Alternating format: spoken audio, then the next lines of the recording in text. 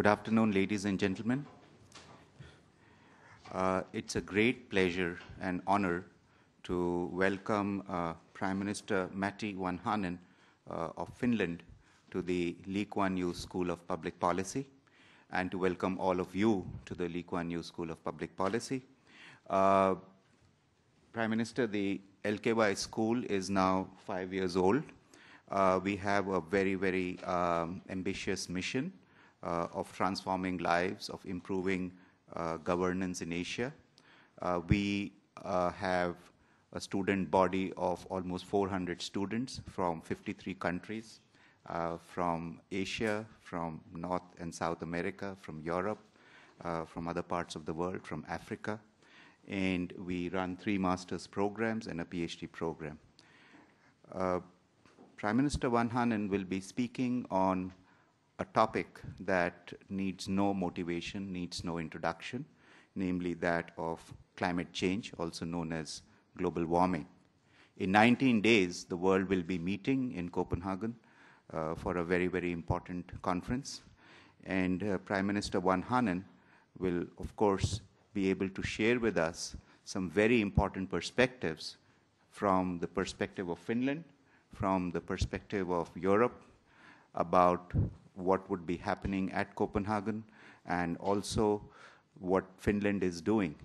Finland, with a population roughly the size of Singapore, small but very significant in terms of its forward-looking thinking on green energy, on clean technology.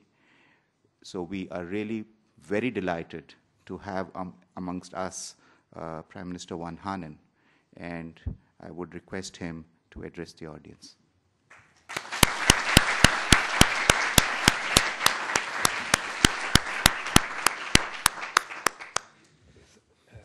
Thank you so much. Your Excellencies, ladies and gentlemen, let me first have this prepared lecture, and then I'm ready to answer your questions and comment them. But first, I heard that there might be also a few fellow, my countrymen from Finland. Are there? Oh, there are. 1, 2, 3, 4 even. 5, 6, 7. Oh, and there is 8. Okay.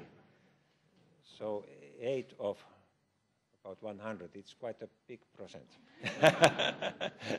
We are about 1 promille of the world's population are Finns, but here it is much more. Okay, please let me start by thanking the Kuan Yew School of Public Policy and for arranging this opportunity for me to speak at this prestigious institution. It is a great pleasure for me to visit Singapore in my capacity as Prime Minister of Finland. Singapore's astonishing economic development, its stable civic society and active and constructive engagement in both regional and global issues deserve due respect and admiration. The focus of my visit to Singapore is on bilateral relations between our countries, but it is also very much focused on topical issues, namely energy, environment, sustainable development, and last but definitely not least, climate change. Ladies and gentlemen, from a global viewpoint, the issues related to climate change and energy are certainly the top priority. Our generation of politicians, investors, and entrepreneurs will be judged by future history according to our performance in this field. The scientific evidence is loud and clear. Growing amounts of greenhouse gases in the atmosphere are expected to result in rising mean temperatures and changing global rain patterns. Climate change knows no boundaries and advocacy movements. Large corporations, investors, and insurance companies are making their calculations and are joining the common effort in their own interests. It is cheaper to spend on prevention than to pay for the path-up. In past years, an intensive debate has been going on whether the best method to curb greenhouse emissions is to agree on restrictions or to invest in new technologies. That is a false question. We need both. The momentum for global arrangements to curb emissions is growing, and the European Union is at the forefront to combat climate change.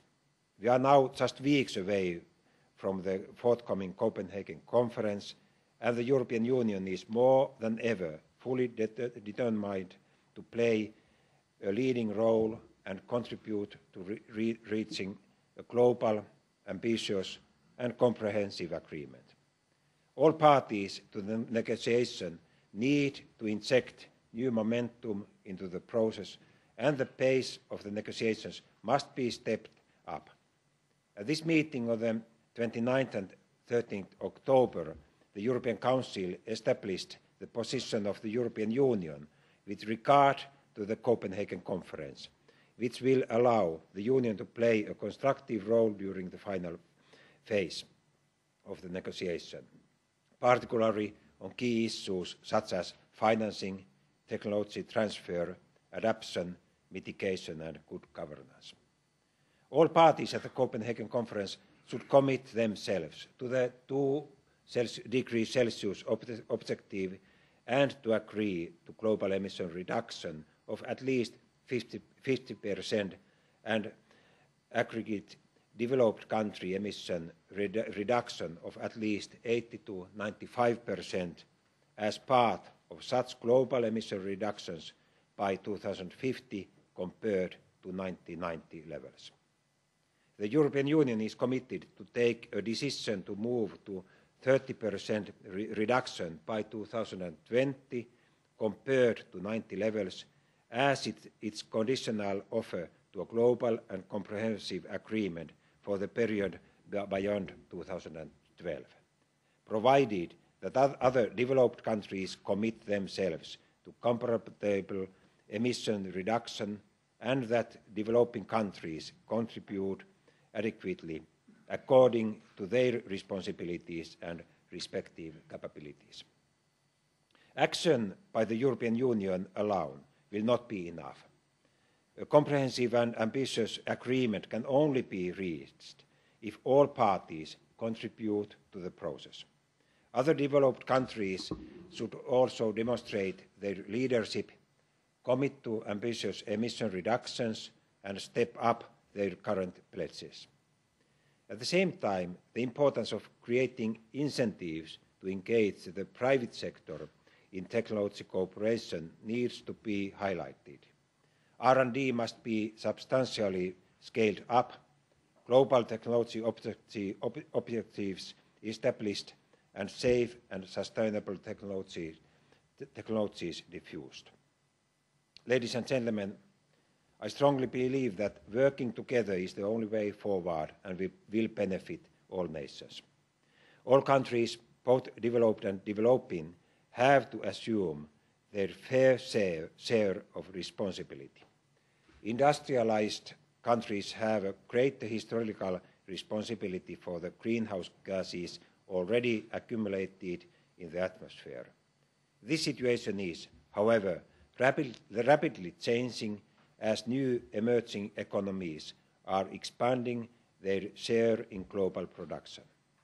It is evident to everybody that in order for the global effort to succeed, the rapidly growing developing economies with huge populations must find a new path of industrialization, making a leap directly from manual labor economies to modern energy solutions applying low-emitting energy mixes.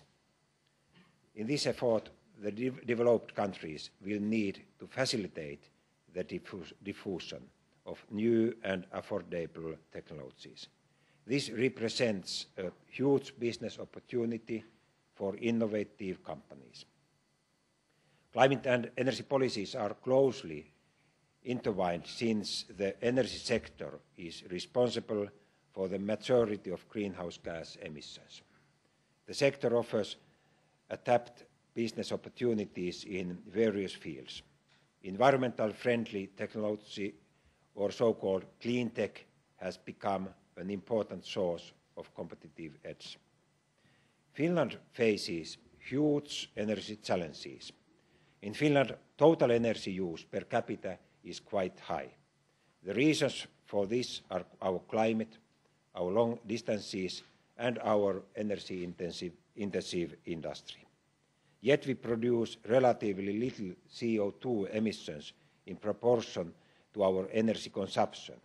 This is due to the fact that Finland is today one of the world's most energy-efficient economies.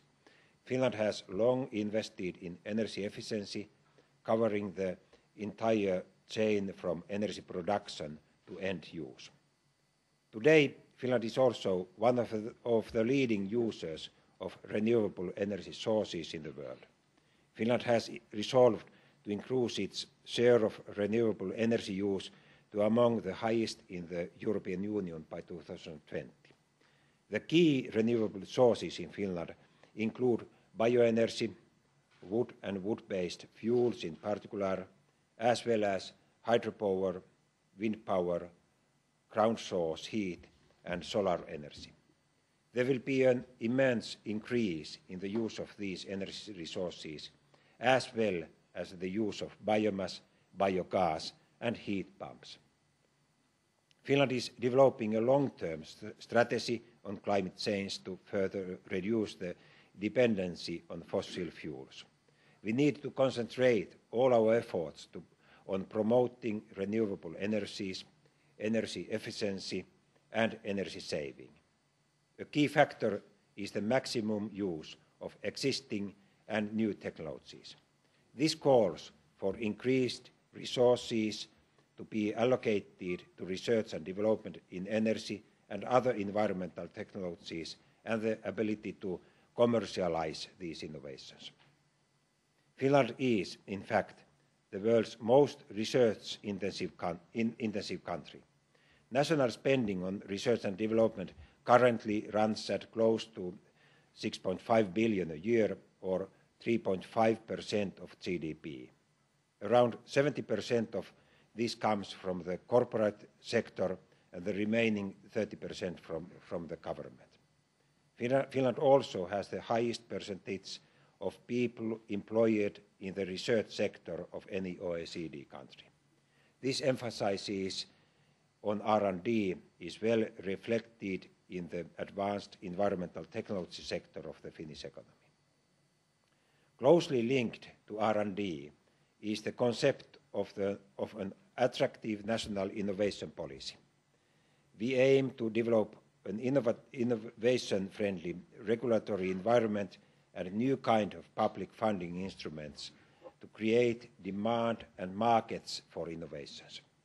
The main goals of our broad-based innovation policy are to improve the attractiveness of Finnish innovation environment on a broad basis, to better respond to market and user needs, and to speed up the growth of young and innovative companies. The focus is shifting from technological inventions to a broader concept of innovation, including business models, new service concepts, and what might be called social innovations. But given the small size of our own innovation system, success in the global marketplace requires that our companies and research establishments effectively engage in global knowledge and value networks.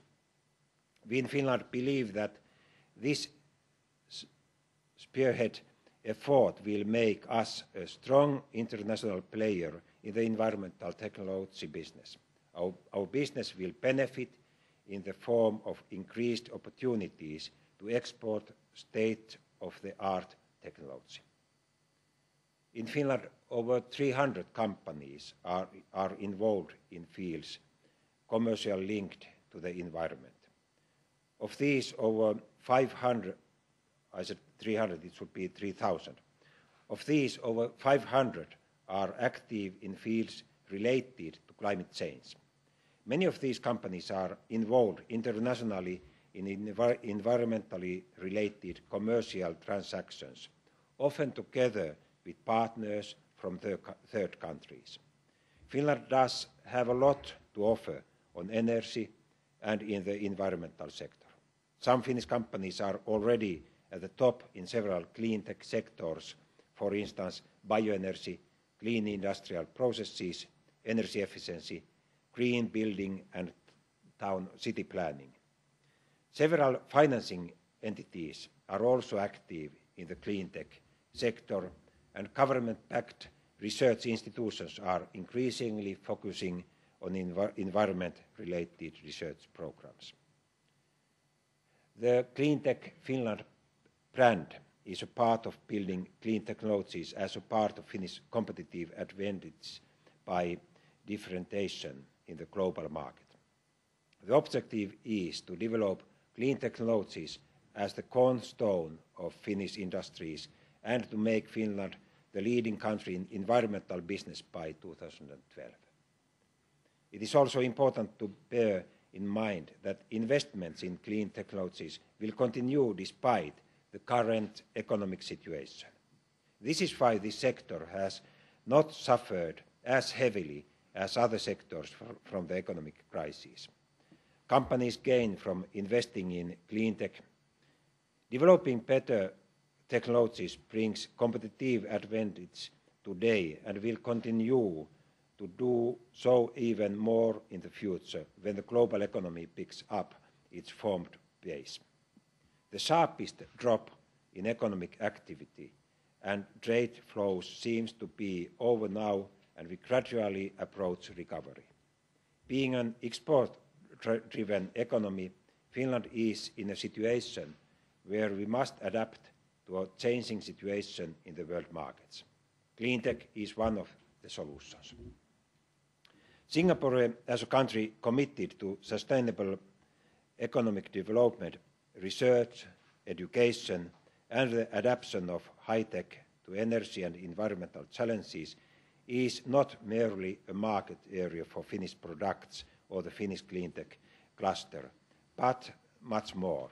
I see Singapore as an excellent partner for combating together the topical global challenges that our environment is facing. The Sino-Singapore Eco-City project clearly reflects the high technological standards and expertise Singapore has to offer in this respect. In the sectors of low-emission energy and clean energy technology, we have already seen major Finnish investment in Singapore. Singapore's positive investment climate, high technological level and the availability of top-class educated professionals have been factors conducive to the investment decisions made by Finnish companies. Singapore is also the natural gateway to the Asian area and thus of particular relevance and importance. Singapore operates as a hub to serve the whole region. Finland is committed on her own part and as a member of the European Union to deepen and develop further the already strong economic links with Singapore. Ladies and gentlemen, combating climate change requires commitment, creativity, innovativeness and action. Let me point out some important measures how we can decrease CO2 emissions globally. Firstly, we need to create a policy framework that promotes clean technologies into economically viable solutions. As a small example, I would like to mention that we introduced a system of motor vehicle taxation in Finland that is based on carbon dioxide emissions. Less CO2 emissions emitting cars are taxed less than vehicles which are not that environmentally friendly. Finland will continue to use less fossil fuels and continue to develop into a society more ecologically, economically and socially sustainably. So in Finland, when you are buying a new car, you have to pay tax of that. And if the car's emissions are very low, the taxation is only 10% of the value of the car. But if you buy a big car, with higher emissions, the tax will be 40%. And already during the first year of that new taxation system, the behavior of the consumer, it changed quite dramatically. And only with this very pragmatic change in our taxation system, I believe that during 10 years, when we are going to get new cars every year, we can cut our emissions from transportations, I believe, from 10 to 20%. It was so simple. And then, of course, the next step is to change also the fuels. We need more and more biocomponent to the fuels. Secondly, we have to make sure that clean energy is readily available and that we increase our energy efficiency. This is one of the prime targets of my government. Cogeneration saves 11% of Finland's primary energy consumptions annually. The International Energy Agency has said that Finland is a model for the world in cogeneration, with high efficiency and low emissions. This will help us to reach our goal of 38% renewable energy by 2020. In meeting our energy strategy, promoting infrastructure is essential. Government provides public infrastructure and ultimately companies make the market investment decisions.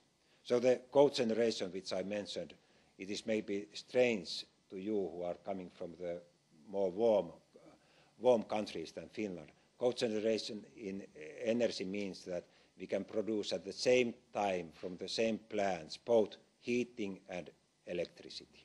Normally, if you have a electricity plant, it can produce only, or its energy efficiency is only about 40–50%, because most of the waste energy goes as a heat, as unused way. But we can use the heat also with the central heating systems, and the energy efficiency of this type of plants can be from 90 to 90%. And of course it saves a lot of energy. Again, but not least, I would like to stress that combating climate change requires concerted efforts and cooperation. Governments cannot solve the problem alone. Governments have the responsibility to create a framework that supports and encourages actions by business, consumers and the civil society as a whole. For business, this effort will also mean opportunities. In this, Finnish companies are well prepared. Ladies and gentlemen, I would like to thank you for giving me this opportunity to share my thoughts with you. I thank you for your attention, and I'm ready to listen to your comments and answer the questions. Thank you.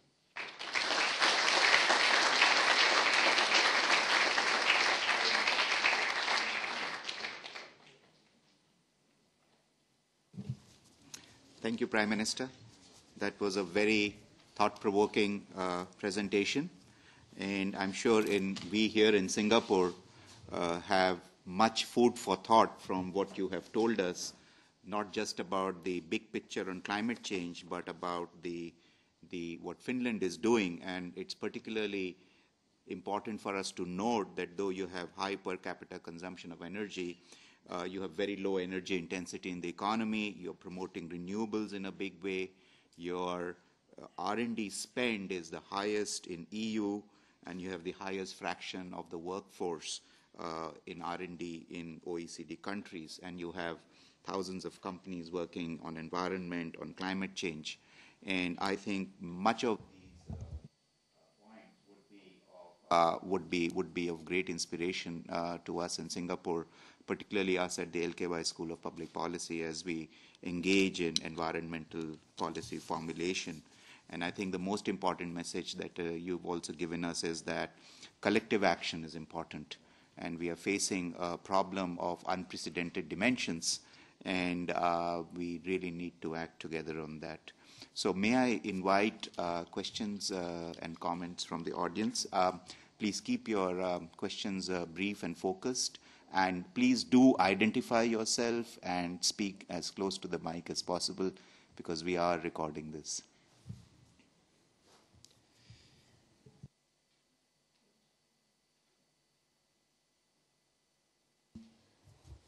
Hi, I'm Jean-Philippe Meloche from studying for the Masters of Public Administration at the Kuan Yew School. Mr. Prime Minister, I was wondering, Finland obviously has spent a lot of effort into combating climate change. Have you spent any effort in adaptation, or if climate change does happen, what does it mean for Finland? Thank you.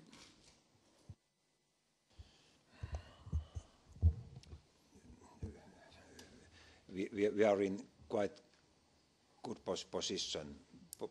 That's why that because of our ice age 10,000 years ago, our ground is still raising up with about 1 centimeter a year. So the sea level is not our biggest threat, but already our biggest cities, like our capital Helsinki, it allows new buildings to be built only above the 3 meters of the current sea level. But for the Finland, the consequences are not so dramatically. Probably we will get, or we have already done our plans.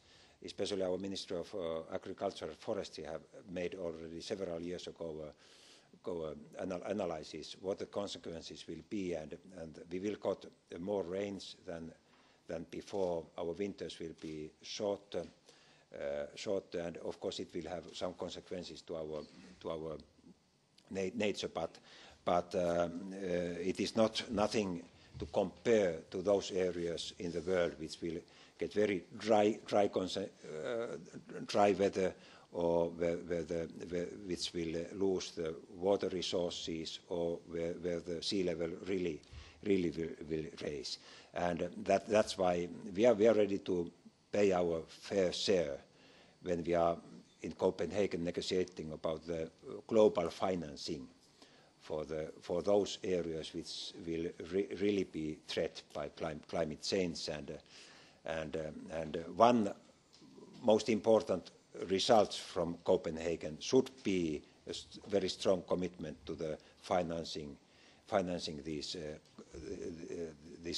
consequences. And European Union has put to the table, it's not yet the official offer, but it is a figure of 100 billion annual level in 2020 as a global financing, and the Europe's share of that, it will depend on how we will count, how much we will put rest to the GDP, and how much to the existing emissions. And I believe that the result will be somewhere compromised between to these principles, and the European Union's role will be somewhere between 10 to 30 billion euros, and part of that comes from our budget, and part will come from private sector with a global mechanism.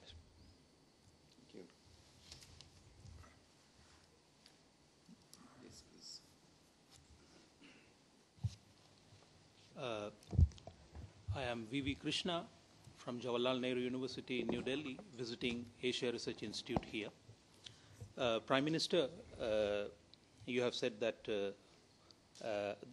Finland would like to become a leading country in environmental business by 2012, and environmental technologies are going to be a big business in the future.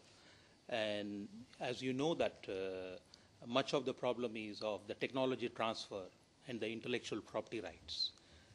What I would like to ask you is that would technologies developed in Finland with your high technology infrastructure, will you give it as a part of the access to the least developing countries under the compulsory licensing which is used in the pharmaceuticals currently? Thank you. Yes, this is a difficult question, I have to say, because of course the intellectual property rights are a very important part of R&D development. If you don't have any rules, then it is difficult to find such incentives which will produce innovations.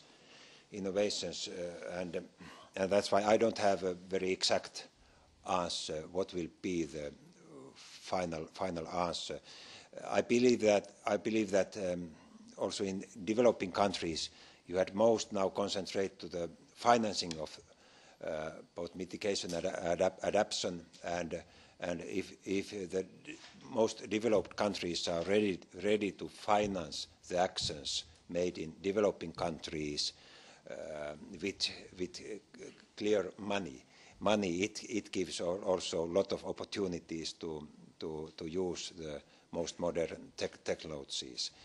But I believe that our common challenge is that how we can develop such technologies, for example, to India or to China, where in both countries there are 600-700 million people living also in countrysides, which are going to during next decades to use much more energy, are going to demand better standard of living, and with the traditional ways we cannot do it without destroying our climate. And that's why we need a lot of such innovations which are able to be used also in the village level. And are the most developed countries best to develop such technologies? I'm not sure about that. That's why I really hope that we will see also such a cooperation between our research institutions and cooperation in the knowledge, so that also, for example, in India, we could encourage the Indian researchers and businesses to find solutions which really can be used also in those conditions. So I believe that the answer to your question is somewhere between the money and the freedom of the intellectual property. Thank you. I believe there's a question from Mr. Lee Wonen. Oh yes, yes, oh yes, yes. There was. Yes. Yeah. The speech of Prime Minister Vanhanen. Your Excellencies, ladies and gentlemen, my name is Matti. Oh, sorry, but I'm a loud voice. I'm the President and CEO of Neste Oil. Neste Oil is the leading Northern European refining and marketing company, and our products and the company is targeting the low emission and high quality traffic fuels. I had the pleasure of chairing a Finnish business delegation accompanying Prime Minister Vanhanen on his visit to Singapore, and now the honor to be given the floor. Thank you, Chairman. Prime Minister Vanhanen addressed a number of critical and timely issues in his speech. In the end, one can say that they all related to sustainability and our reality and adapting and mitigating climate change. Climate change and energy issues are the very heart of EU policy making, where strong emphasis is put on creating a low carbon energy future for the Union. This is a challenging task, and the fulfilment of our jointly agreed commitments will require enormous social, political and economic efforts across the EU and its 27 member states. There is a common understanding that combating climate change requires collective actions, a worldwide agreement that no country or group of countries can address the global challenge alone. While globalization has continued to open up possibilities, ties a large scale, both for business and for individuals and societies. It is not only about the global markets and sizing the opportunities, it is and it must be also about the global responsibility. From business perspective, differing requirements in different countries distort competition. They can deteriorate the level of trade liberalisation we have been able to achieve today. To ensure level playing field for business and industry worldwide, all companies competing in the global market should face the same competitive level of requirements. No company should have an advantage over its competitors merely by operating in a country with low environmental standards. How then to construct in Copenhagen a global, successful post-2012 agreement, which is economically sound and acceptable to a group of countries as broad as possible? Business views is that it should build upon the following 4 simplified elements. First, commitment taken by all OECD countries and the major emerging economies. Second, individual companies being rewarded for good performance and motivating the forerunners. Third, increasing financing and support for research, development and the demonstration and deployment of low-carbon energy-efficient technologies. Fourth, enhancing the transfer of technology. Taking the last 2 elements, I am pleased to say that Finland already has a long-running expertise of growing export in clean technology. Finnish products, services and technologies that prevent or reduce the impact of harmful action on the environment have been catered under the trademark Cleantech Finland. Cleantech is a business area that expects to grow rapidly, and the key is facing future challenges is continuous development. Investing in research and development and new innovations, we have to produce and take advantage genuinely new ideas that are potentially significant, both economically and socially. We have to experiment and take risks and accept also the possibility of failure. Many readily available technologies already exist with low or even negative cost, and up to 70% of emission reduction required until 2030 can be met with existing or near commercial technologies. To make the search for the finalization of future viable solution possible, eventual success must be disseminated in a market-based manner, guaranteeing the integrity of intellectual property. Effective IPR policy are an indispensable part and enabling environment for new invention, crucial for sustainable future. The promotion of clean technology also required future liberalisation of trade in environmental goods and services. At the minimum, protectionism must be rejected, but to bear our global responsibility. We must allow seizing the opportunities for our common good. The energy sector is in the centre of many ongoing debates, not only due to the emissions, but because of the crucial role of functioning of economies and societies. Taking Finland as an example of a country with high demand for energy, we have high living standard, energy-intensive industry and a cold climate. While we are top class in energy efficiency of industrial process, produce 1/3 of our electric power in combination with heat generation and also export energy technology. We need further improve our performance. When it comes to energy, it is necessary but not sufficient for the world to save and increase efficiency. We also need new sources of energy and renewable energy in order to reduce greenhouse gas emission, secure energy supply and to improve self-sufficiency and employment. Sustainable and a free trade is a key also to development and increase use of biofuels. To elaborate, the raw materials must be produced in a manner that inter alia ensure positive greenhouse gas balance, does not result in a biodiversity loss, and takes into consideration community rights and other land uses, as well as worker health and safety and conventional environmental issues. Further, the raw materials must be accessible to all users without discrimination, and the treatment of biofuels made of different raw materials must be undisturbed. My company, Neste Oil, is investing about 1.2 billion Singapore dollar building a plant in Singapore to produce renewable diesel based on Neste Oil proprietary NextBeetle technology.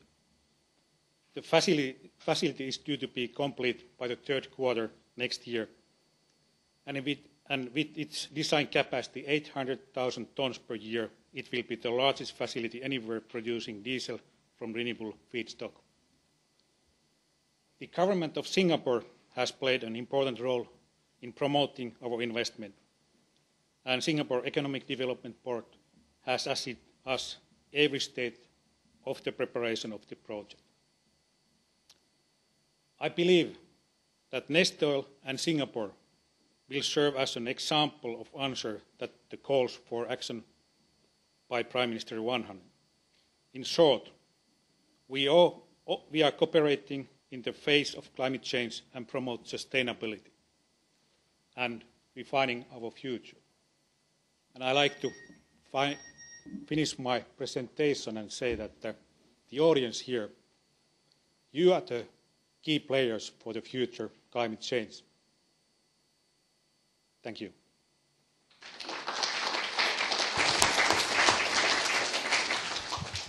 Thank you, Mr. Matti Livonen. That was a very heartening and a very forward-looking statement on behalf of the business delegation.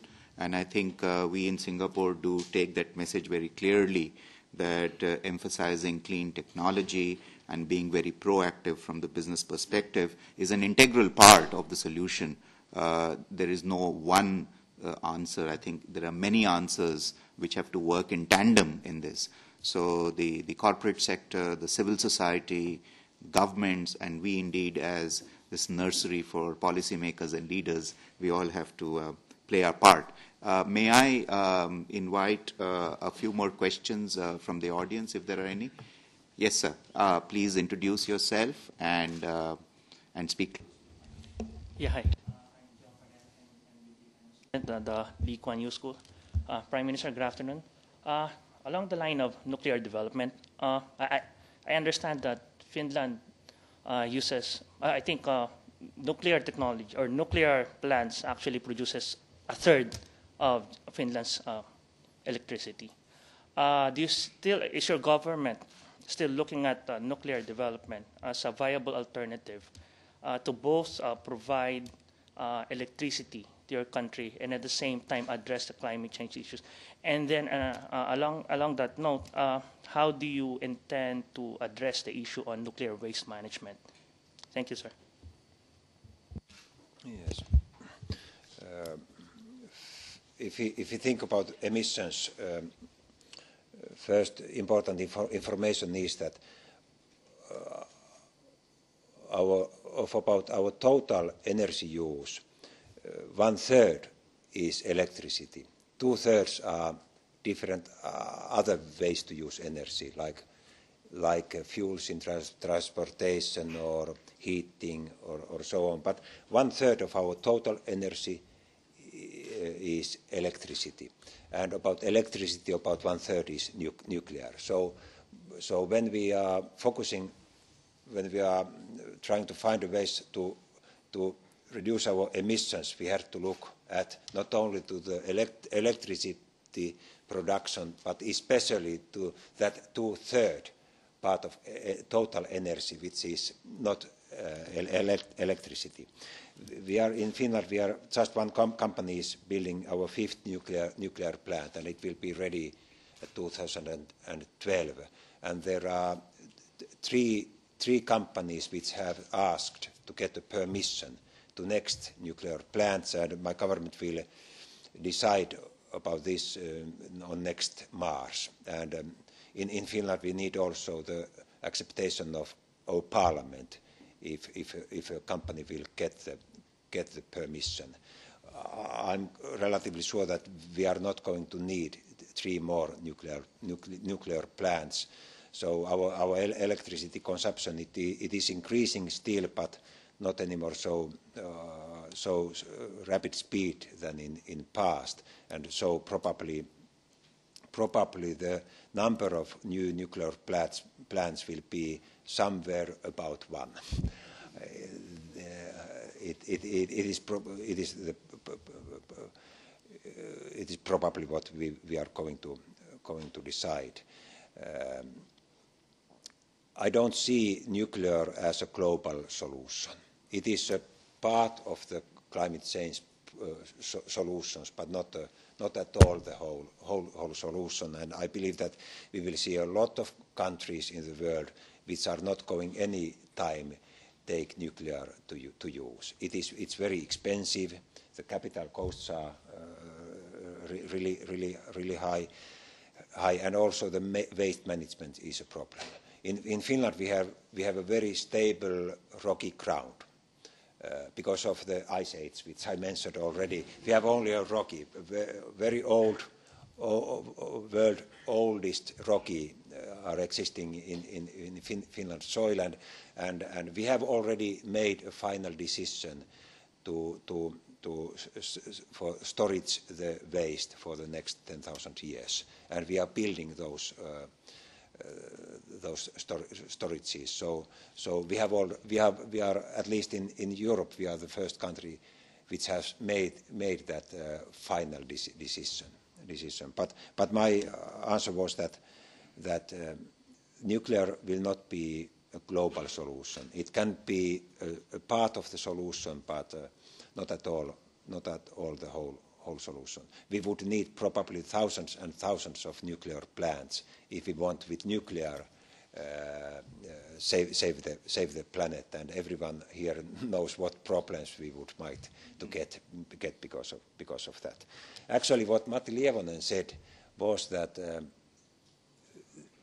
already with the existing technologies, we could cut the emissions with about 70% if we only would use those technologies.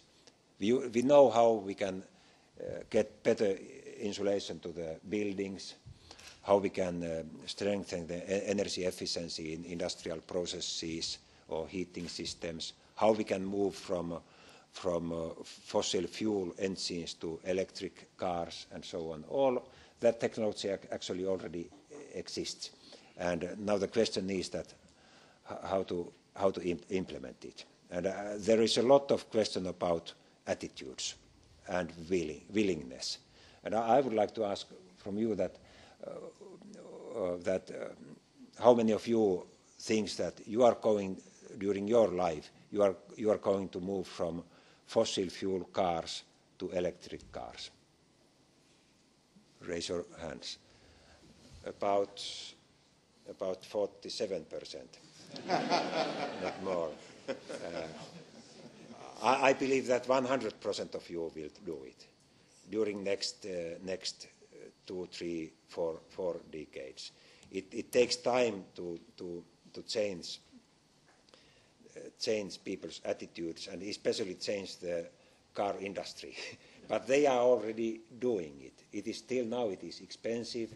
The battery technologies are not enough efficient, but already now we have cars which can drive with one loading 150 to 200 kilometers. And why, quite many of you will ask that how you produce the electricity. It is, of course, it is an important question, but it is not the main question, because the main issue is that electricity as energy used in car, it is much more energy efficient than that we have hundreds of millions separately fossil fuel engines. Electricity can be four times as efficient as a traditional fuel engine. And that's why we will move to use electricity. Actually, it would be, if you think about climate change, it would be much more clever to produce electricity with gasoline and use it in the cars as electricity. Of course, I'm not going to recommend that, but it would save a lot of emissions. So we had to see that type of technological transform to new forms to use energy and to use more electricity is better in many ways. And if I may add, Prime Minister, there the other advantage of electric-powered cars is that they're usually charged at night. So you drive it at day, so you even out the load curve. Yes. So when there is a trough in demand, so the peak load is also reduced. So there are many advantages, and that of course, especially if you are building a nuclear plant, the electricity will be used in daytime mostly and evening time. But then in night time, who is using your nuclear electricity? And that's why it would be good if there is batteries in cars which can load during the night time. So no, I think that's a great point, and I think I would share your optimism that we will be hopefully soon moving to a future in your lifetime and even in mine where we would see a widespread use of electric-powered cars and probably also more use of public transport rather than personalized transport. And that was actually, I mean, I was very interested when you came to your last 3 recommendations about the policy framework for clean technology to be economically viable, and you mentioned this very interesting policy in Finland about differential taxation of cars based on CO2 emissions, and which has helped you reduce your emissions by 10 to 20%. And not more as a question, but more as a comment, I would think that is something that we in Singapore hopefully would be very happy to learn from, because in some ways the road pricing policies and other pricing policies are very progressive, but so far we haven't moved in the direction of bringing emissions and environment into our pricing policies for either the COEs or for the taxation. So I think that's something that I think amongst knowledge sharing, particularly because we're in a policy school, I think as a policy, I think that would be extremely interesting for us to further study and learn from. I think there are some questions here. Yes. Please use the mic and introduce yourself. Good afternoon, Mr. Prime Minister. My name is Hai. I'm from Vietnam, and I'm a student of Master of Public Administration here. As you may know, Vietnam is one of the countries that may suffer the worst from the climate change. But through my understanding, Vietnam and the other country who suffer the most are not the cause or the main cause of this. And so my question is twofold. First, what is to my understanding, Finland is also one of the very good donors in Vietnam for development aid. But I haven't heard about something about aid for climate change coping. So do you have any particular policy for countries like Vietnam and other suffering countries, which are mostly very poor? And the second one is it going to be taken into serious consideration or discussion in the coming Copenhagen conference about the effect caused to the poorer countries? Thank you. Thank you. Yes, it will be, of course, one of the main issues in Copenhagen. How we can help developing countries, and it is true that Vietnam is one of the most suffering countries because of the climate change. There are so large areas in the sea coasts, and if the sea level rise, you will lose a lot of your agricultural fields, and the rice production will got a big losses. And I discussed about this just yesterday and day before both in Hanoi and Ho Chi Minh City when I had their official visit, and Finland has been already for more than 30 years giving a developing aid to Vietnam, And now the financing, what we are discussing in Copenhagen, it had to be extra.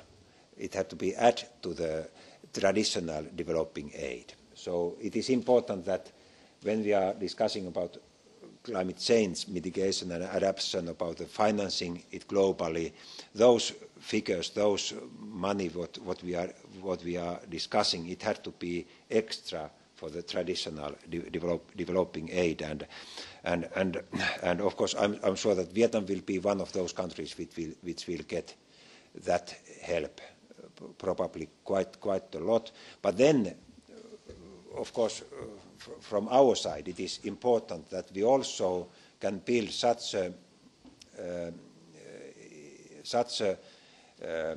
administration or infrastructure which can guarantee that the financing aid which we are collecting, we really can use it in an effective way and to right purposes.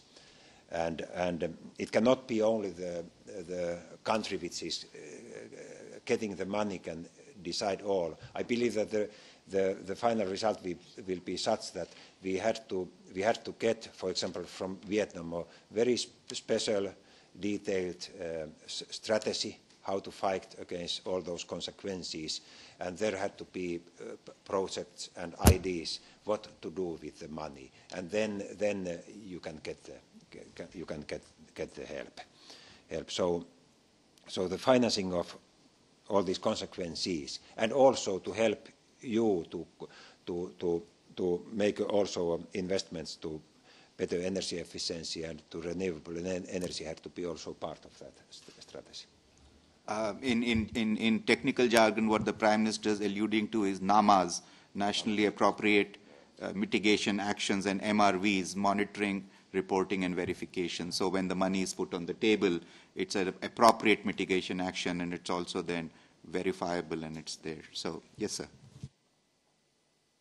Thank you. If I may add from the bureaucracy's point of view, we do actually start up this year in the Mekong region a partnership for environment and energy.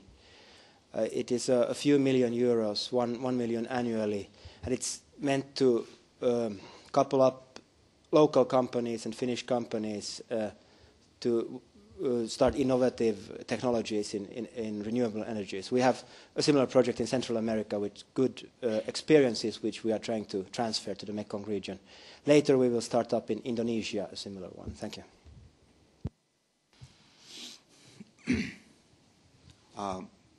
Yes, sir. Good afternoon. I'm not one of the students, as you can see. It's never too late to learn. Of the Austrian embassy. Prime Minister, you're in an area where you're surrounded by countries which are growing palm oil, oil palms and manufacturing palm oil.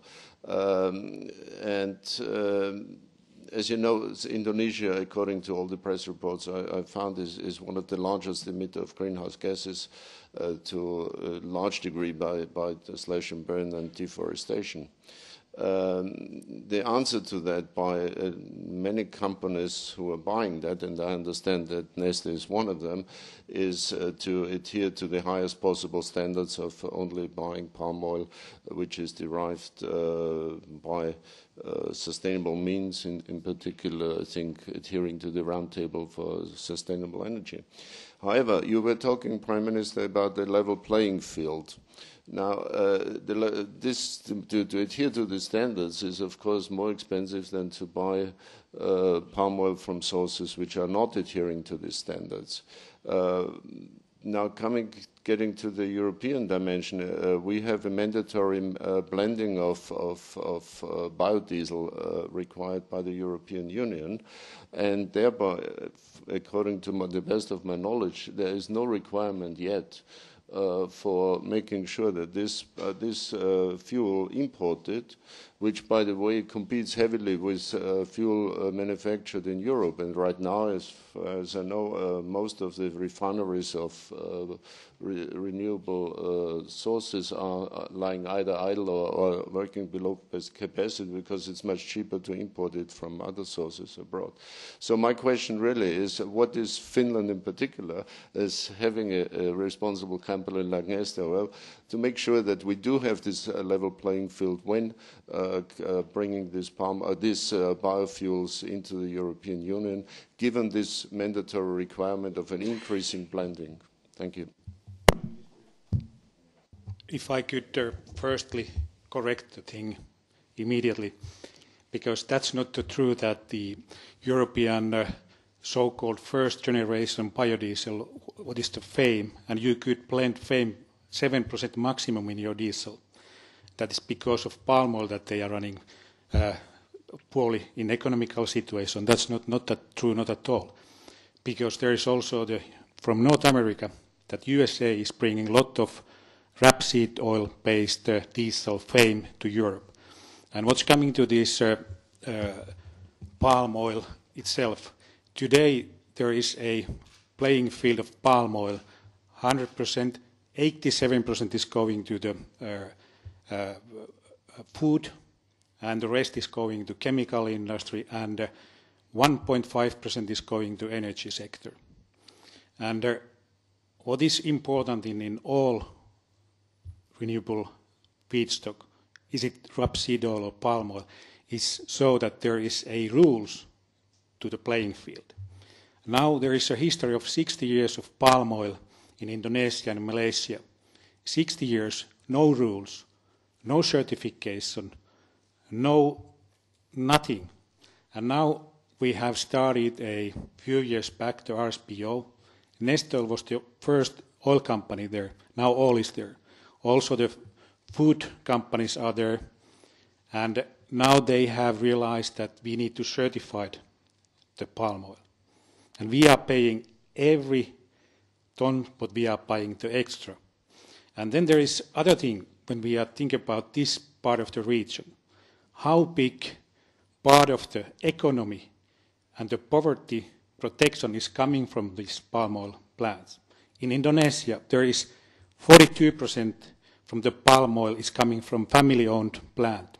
It's a 2 hectare, and the family is living by this 2 hectare. So there is a lot of social, economical, and political issues. And we all agree that there has been, and probably there is still, that there is a forest that is destroyed. But the only how we combating this is that the industry, as such, all industries, is playing in the playing field the same rules. And that is the reason. And the one other reason is it's important that somebody who is making the breakthrough technology as Neste, we have a technology that you can use 100% of our blend. In the future, very near future, or also we could put our biodiesel to jet, so the aeroplane. So it means that in the future you have a biofuels for heavy trucks and the aircraft. And this part of the transportation, it could never go to electricity because of the heavy use. And that's why it's important that there is a forerunners who are putting money, who are doing and finding the new technologies and creating the success stories for the world. And what is the beauty of this technology? We can use all kinds of raw materials. We are using palm oil, we are using animal fat, we are using rapeseed oil, and in the future we are using the algae. But the algae, I think that probably the time period that when the algae is possible is close to 10 years than the 5 years. But we are ready for that. And I fully agree that playing field should be ready and clear, but also in a European perspective. We cannot put the protectionism around a European agriculture, because that is also the case today. I think that we should, as a European, also look at what's going on here in Asia, how we could help also the Asian people. And more the standard of living, the GDP is growing, more the countries has mean to invest also the environment. And that is a very good example. I have a quite experience in China. And when I started to make a business in China in 2000, with the official, there was never saying about word of environment. In 2004, 2005, the first thing what they always said was the environment. And I think that that is the case also in all developing countries. But first, you need to get the first thing, food for the children. Thank you.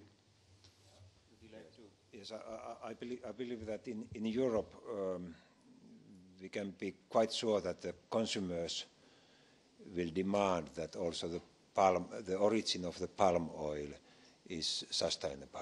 And even if there are not a certificate demand in the European legislation, the consumers will demand that, and all the serious companies, they cannot take the risk that they are buying palm oil from such areas which cannot fulfill those criteria. In the palm oil, the main question is the land use, and of course, if you destroy forests and start to produce palm oil, probably you will cut much more emissions that you can save, and that's the point where we have to concentrate. But we have in the world a lot of such areas where we can plant palm oil plants, and I believe that palm oil itself it is one of the most efficient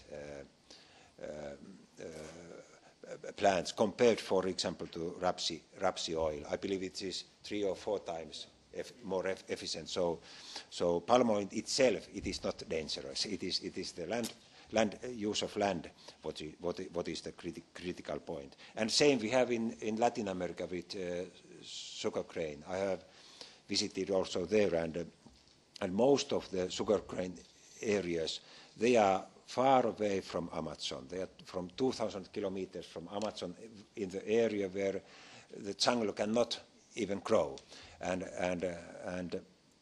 there is a lot of also disinformation in these questions. In Finland, we are using quite a lot our R&D resources to find a way to produce biodiesel from all kinds of biomass as an integrated part of pulp industry.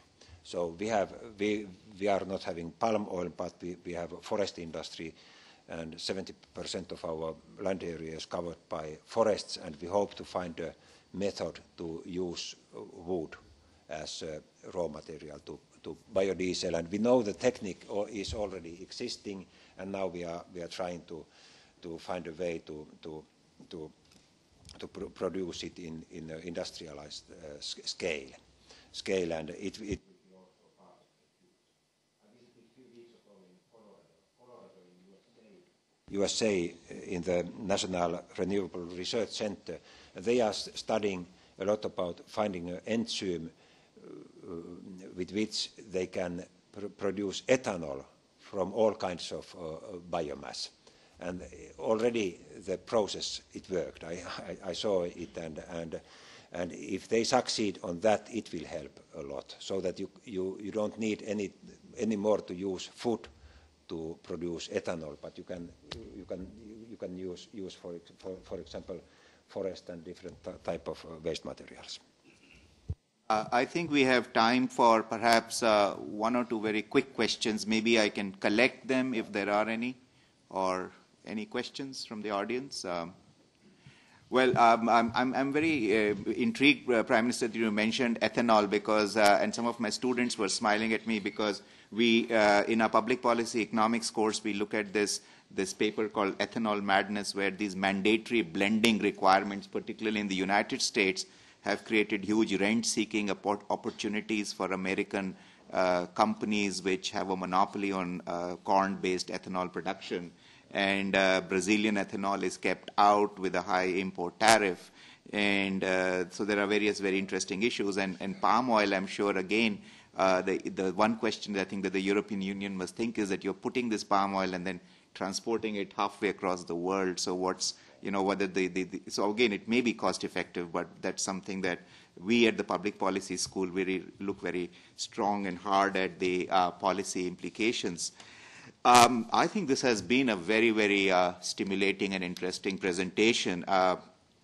We heard from the Prime Minister that the scientific evidence is very loud and clear on climate change and that it knows no boundaries. So it is a global collective responsibility, and it's better to prevent than to deal with the consequences to the extent possible.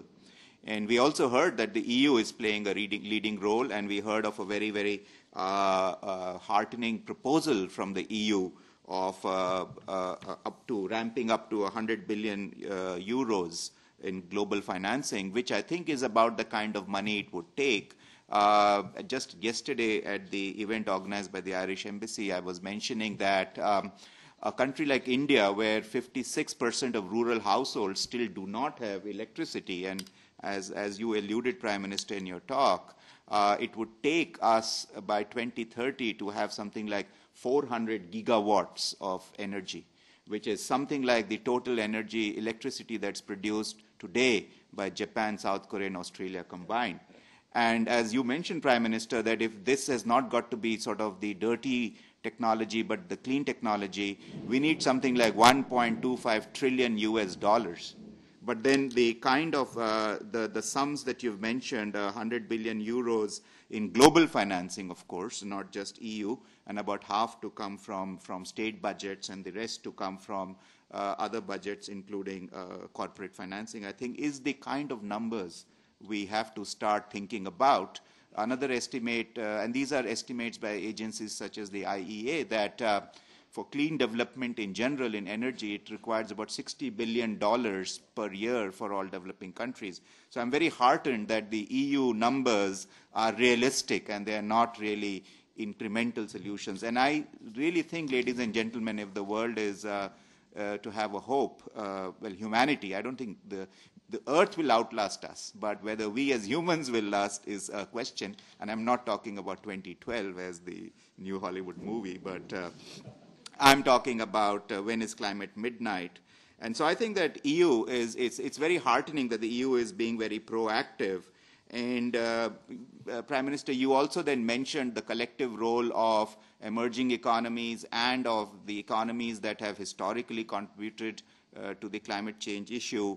And I think the principle of collective but differentiated responsibility remains the cornerstone of our collective negotiations.